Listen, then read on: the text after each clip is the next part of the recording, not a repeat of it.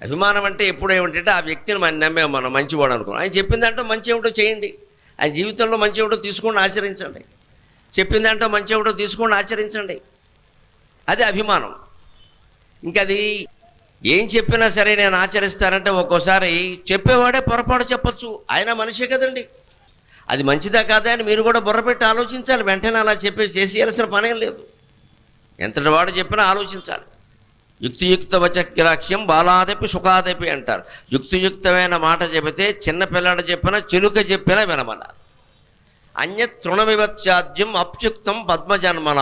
బ్రహ్మదేవుడు చెప్పినా సరే అది తర్కానికి లొంగడం లేదు, యుక్తియుక్తంగా లేదు, మనుషుల్ని అవమానించే విధంగా ఉండి జాతుల్ని కులాలని మతాలని అన్నిటినీ వేరు చేసి మానవుల్ని ఇబ్బంది పెట్టే విధంగా ఉంది అంటే ఆ మాట వశిష్ఠుడు చెప్పినా చేయక్కర్లేదు. మనం ఇప్పుడు ఏది మంచి మాటో ఏది చెడ్డ మాటో తెలుసుకునే శక్తి మనకుంది.